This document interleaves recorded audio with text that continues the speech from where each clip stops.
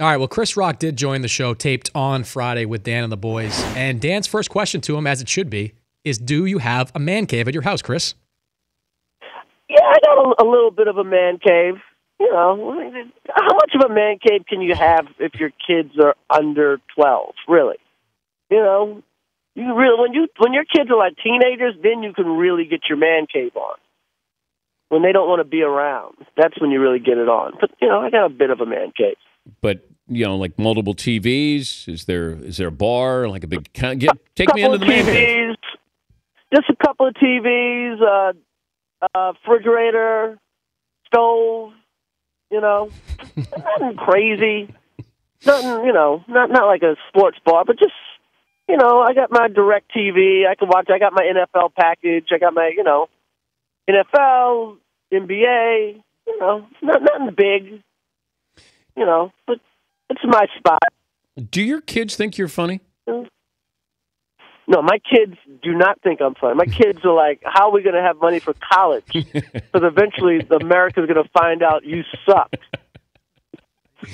That's where my kids are at. My kids are like, Dad, Kevin Hart, now that's comedy. What are you doing? Would they like to trade you for Kevin Hart straight up right now? Oh, they would trade me for Kevin Hart so fast. I don't even know what Kevin Hart's done that they could even have seen, but the word is out.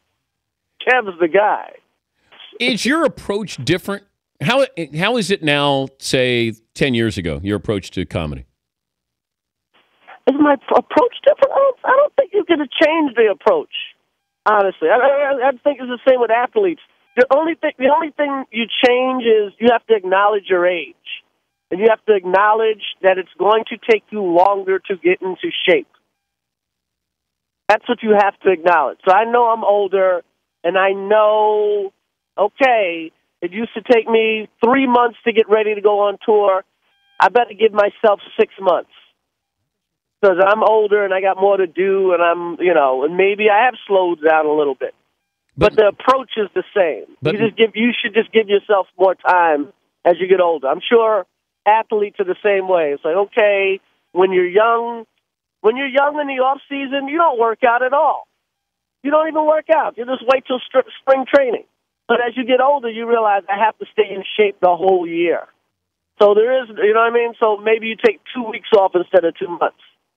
He's Chris Rock. The movie is Top 5, and it opens up Friday, December 12th. So you got Kevin Hart, Whoopi Goldberg, Jerry Seinfeld, Adam Sandler. You got Rosario Dawson, Gabrielle Union, J.B. Smoove. You got Cedric the Entertainer. I mean, everybody's in this movie. Right. Yeah. It's too crowded, Chris. Everybody's in this. It is crowded. I got it. I got them all in there, man. I did what I had to do. You know? They needed a break, so you helped everybody out, got them in a movie? Yeah, I called in some favors and did what I had. It had to be done, Dan. It had to be done. Sandler's in there. Sandler's got a little part.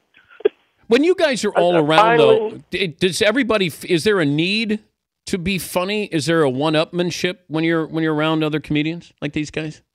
Yeah, I mean it's like a friendly game of ping pong. You know, I mean it's not even that we're competing. It's a language we speak, and when we're around other comedians, it's like, oh my God, I get to speak my language. Like you ever see like a Spanish ball player? They're very when they get interviewed on an American by an American journalist, a guy like Robinson Cano.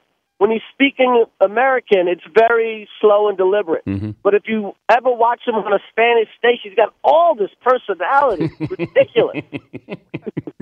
It's like, wow, I want to meet that guy. What's the reaction been to social commentary here? A Hollywood Reporter, the letter? It's been good and mixed, and you know, I just answer whatever question people ask me, honestly.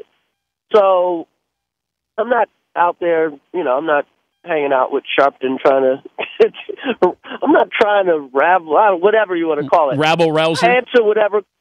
I'm not a rabble-rouser. I'm out here promoting a movie. People ask me questions, and I'm going to answer them honestly.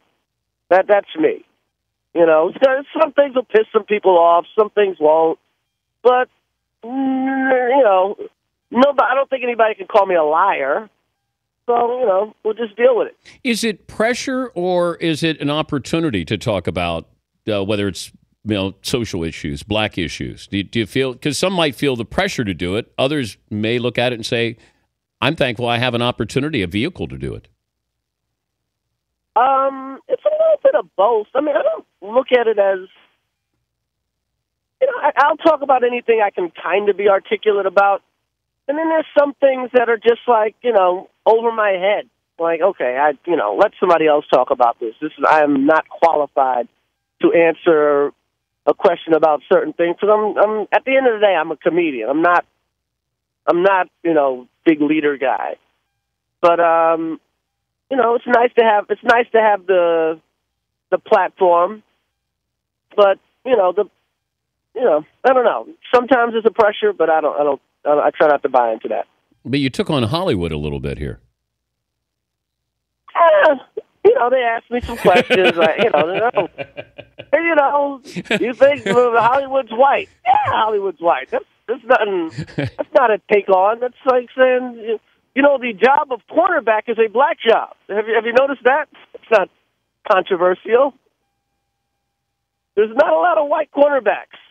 Where did we all go? Where did they all go, Chris? Where did they all go? There's a lot of white cornerbacks. That's not taking on corner. My God, he's taking on the cornerback. It is what it is. What about comedy after tragedy? It's you know what they say, tragedy plus time. You know? But how much time? Just make sure it's funny. You just got to make sure it's funny, man. That's the key. You know, because if it ain't funny, it hasn't been enough time. But if it's funny, somehow you find the time. I was reading an excerpt of Bob Hope's book. He planted hecklers. They knew what they were supposed to say. They went scripted. Have you ever had planted hecklers? I've never planted a heckler. But you know what's weird? Now that you say that, I've suspected other people have. Like, wait a minute, that was convenient. Like, you just had that come back. Now I'm going to look at everybody's hecklers with the crooked eye. Like, huh? Yeah, that damn Louis C.K., you know, he's got planted hecklers there. Yeah. Yeah. Tell me about the movie. The movie is kind of like, how do I describe this movie? It's like Curb Your Enthusiasm or The Louis Show or Seinfeld. It's the day in the life of a superstar comedian. A little bit like me. And I have a movie getting ready to come out, and I'm getting ready to get married. And a whole lot of funny stuff happens in between. And again, it's me and Cedric the Entertainer and J.B. Smoove and Sandler and Kevin Hart and Whoopi Goldberg and, you know, just a lot of people. A lot of people. A lot of funny people. All being funny. Can I let Fritzy do his Chris Rock impersonation for you?